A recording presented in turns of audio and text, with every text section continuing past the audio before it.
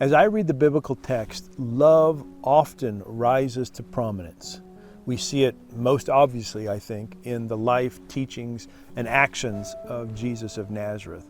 But we find it in the Hebrew Scriptures or Old Testament as well, in which over and over the writers call God compassionate, slow to anger, forgiving, etc. So I think if we look at the broad biblical witness, the themes of love rise to prominence. However, I also know that there are some passages of Scripture in which God is not portrayed as loving. I don't think every single passage gives a perfect picture of a loving God. Some present God as wrathful, as wanting genocide, etc. Now, there's a way that biblical scholars and theologians have tried to handle those verses.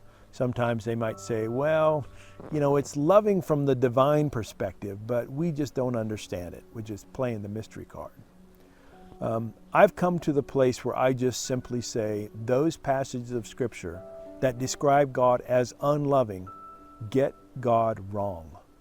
In other words, there are parts of the Bible that have a mistaken identification of God.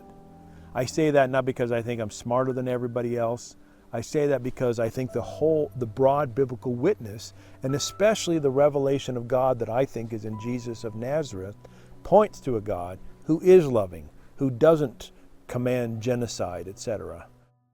It's for those reasons I think love is prominent, but not in absolutely every verse. I think Christian scriptures are inspired by God.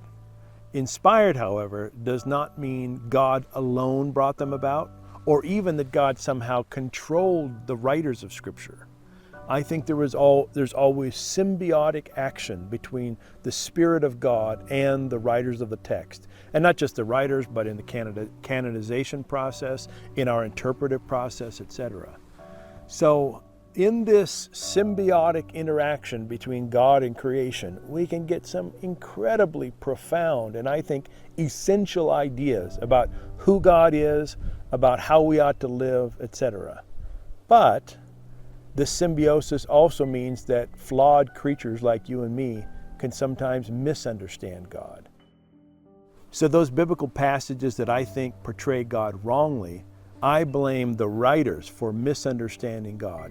Often that is putting their own biases into the text, thinking that God really does want them to kill their enemies rather than love them.